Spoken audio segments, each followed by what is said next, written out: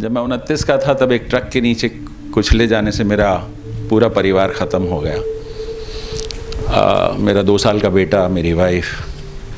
शायद उस पर भी इतनी हैरानी वाली बात नहीं, क्योंकि साइंस हाथ पैर चेहरा ही सब बना देती, जो मेरे सब नकली हैं। मैं आज आपको रियल में दिखाता हूं कि इंसानियत किसे कहते हैं। मेरी गुजारिश है एक ऐसी शख्सियत से जिसका नाम मैं खुद नहीं लूँगा, पढ़ा लिखा शख्स है, दुनिया में नाम है, गूगल पहचानता है, मेडिकल साइंस इस करिश्मे को खुदा का करिश्मा मानती है। मैं चाहता हूं कि आप सबको उस करिश्मे को दिखाऊं ताकि आपको सिर्फ इंसानियत सुनाई ना दे, दिखाई भी दे, ताकि आपको यकीन हो कि इस जलती सुलगती दुनिया में, मैं सिर्फ भारत का नाम नहीं ले रहा हूं, दुनिया में जहां लोग बोले उसने उसको मार दिया, उसने उसका घर जला दिया, उसने उसको उजाड़ दिया, वहां कम से कम आपको मेरी फिलोसफी पे भी यकीन आए कि सिर्फ जलाने वाले ही दुनिया में नहीं रहते, जलती आग को बुझाने वाले भी दुनिया में ही रहते हैं, और वो भी किसी माँ की ही औलाद हैं। ऐसी माँ की औलादों को सलाम करते हुए डॉक्टर साहब मैं आपसे गुजारिश करूँगा, and I will request that आप इन्हें गौर से देख लीजिए, बहुत अच्छे से देख लीजिए। शायद दिल्ली में ऐसा प्रोग्राम कभी नहीं हुआ होगा, और मजलिस में तो बिल्कुल नामुमकिनात है, और धर्म सभा में तो हो ही नहीं सकता, क्योंकि धर्म सभा में लोग अपने जज्बे दिखाते हैं, जज्बात दिखाते हैं। धर्म सभा में ये बताया जाता है कि ईश्वर कैसे खुश होता है। भाई, ईश्वर को खुश करने का पहला रास्ता इंसान है। जो वो रास्ता भूल जाता है, नर्क तक उसे ईश्वर नहीं मिलता। मेरी बात याद रखना और इसे एहसास करना। इनको देखिए, इनको देख के आप इनकी उम्र का अंदाज़ा शायद नहीं लगा पाएंगे, मगर मैं आपको बताता हूँ, ये दुनिया के दूसरे नंबर के आईसीयू सर्वाइवर हैं।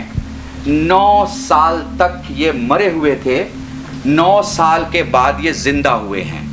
मैं आप लोगों को इसलिए दिखाना चाहता हूं ताकि मजहब को आप सिर्फ बोले नहीं, जिए। मजहब पॉजिटिव एनर्जी का नाम है, नेगेटिव हवा का नाम नहीं है। मजहब जान देने का नाम है, खुदा के वास्ते जान लेने का नाम नहीं है। मैंने इस पूरे प्रोग्राम में जिस चीज को सबसे ज्यादा, आप लोगों को आखिर तक मेरी आवाज आ रही है? माइक ले लेता हूं। आपको आवाज आ रही है मेरी? अभी तो आवाज आ रही है। ये जिस आदमी को देख रहे हैं, मैं कोई गांव से उठा के नहीं लाया, मैंने इनको आने का किराया नहीं दिया। ये सियासत के तमाशे के ना तो मदारी हैं ना खिलाड़ी हैं। इंसानियत की बस्ती का वो जीता जागता इंसान है जो मर चुका था 9 साल। मेडिकल टर्मिनोलॉजी में ख़त्म हो गया था। अजय भाई, मैंने आपसे कहा था ना कि मैं एक ऐसी चीज़ आपके सामने पेश करूंगा। मैं वीके सिंह जी, मुझे पता है हम लोगों को वाकई सिपाहियों से और आर्म फोर्सेस से सीखना चाहिए। मुझे किसी ने, रिसर्चर ने बताया था कि आपके यहाँ अगर सिपाही के साथ साथ कोई भी मुस्लिम होता है तो हिंदू भी नारे तकबीर लगाता है।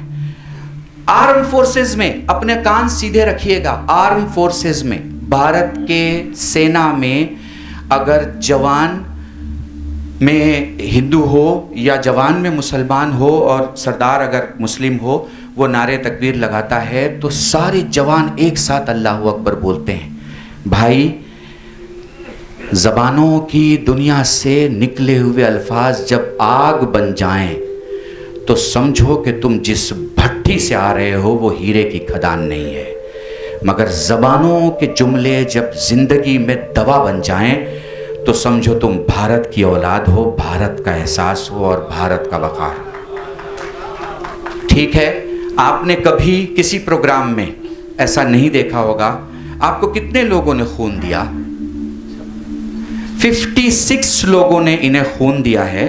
इन्हें नहीं पता कि वो खून देने वाले कौन थे। एक नॉर्मल बात है, नॉर्मल बात आप सोच सकते हैं। आपकी आंखों में कौन सी बीमारी थी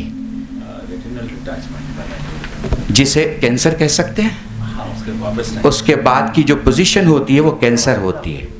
ठीक है, अब मैं आपसे सिर्फ इतना कहना चाहता हूं, इन्हें सुनिए 2 मिनट और सोचिएगा कल्ब-ए-रुशैद जिस इंसानियत को बोल के दिखा रहा है वो सच्ची इंसानियत है या झूठी इंसानियत है।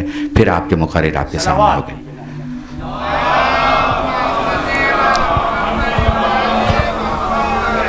दोस्तों, मेरा नाम जयदीप शर्मा है। मैं एक डॉक्टर हूँ।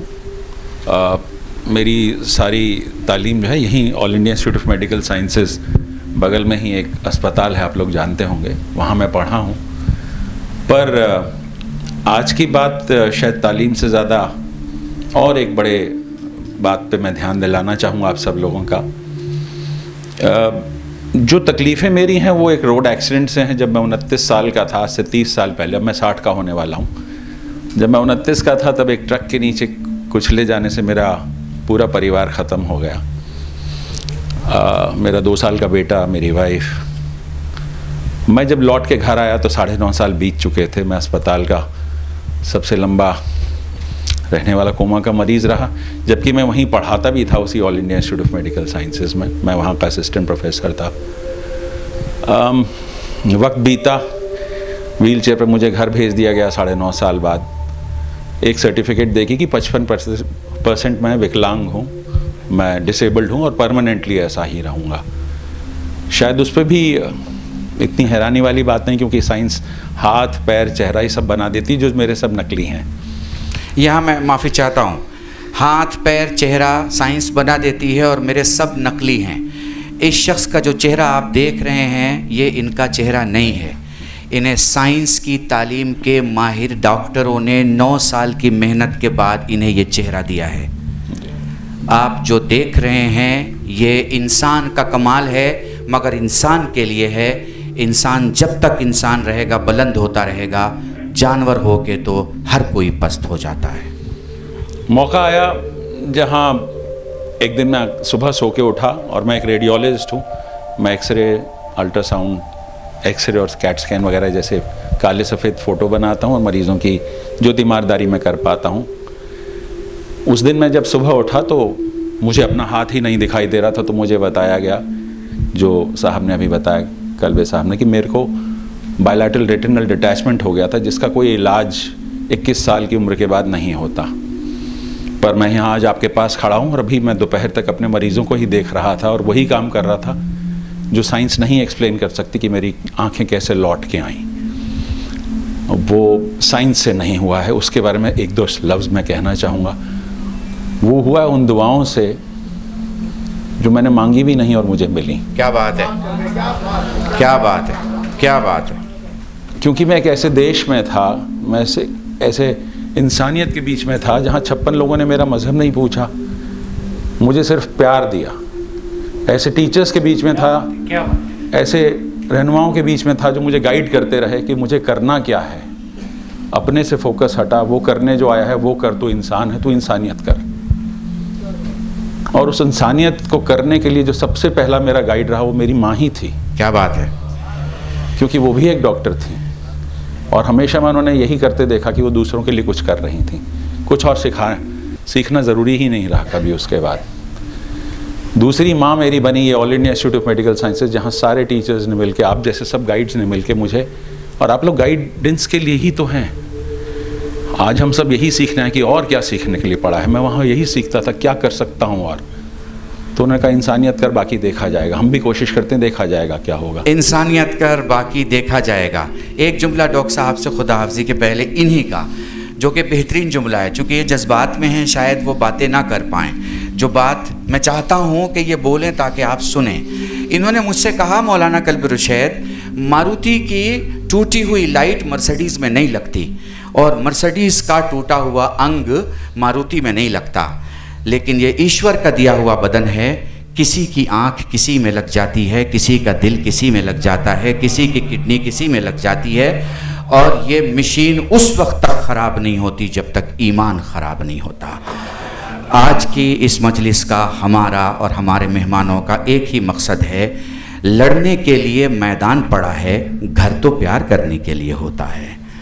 हमें उन दुश्मनों का मुकाबला करना है जो सरहद के उस पार अपनी आंखें ताने हमारी तरफ देख रहे हैं। घर में तो हमें एक दूसरे को हाथ देना है। इन्हीं जुमलों के साथ मैं बड़ी माजरत और आप कुछ कहना चाहते हैं, रिक्वेस्ट आपसे करना चाहूँगा। उस माँ की इज्जत में जिसने हमें अपना ये बदन दिया, उन टीचर्स ने जिसने इसको दोबारा खड़ा किया, और आज आप लोगों ने जो मेरे को वक्त दिया, एक ही रिक्वेस्ट है, ये जो शरीर है ये काम आता है। जीते जी ही नहीं, किसी ने खून दे दिया, और आप जानते हैं कई लोग डायलिसिस पे हैं, उनको किसी रिश्तेदार ने अपनी किडनी दे दी, सुना होगा, टेक्नोलॉजी वहाँ तक पहुँच गई है अब। जाते वक्त हम सबके पास एक मौका रहेगा अपनी तंदुरुस्ती और सेहत पे काम करते रहें जब तक रहें, और जाते वक्त ये सारा बदन इस्तेमाल किया जा सकता है।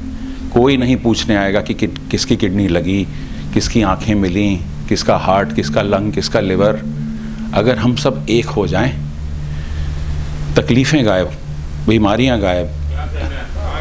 हम सब एक ही तो हैं, हमेशा से एक ही तो थे। बहुत शुक्रिया डॉक्टर साहब, बहुत शुक्रिया।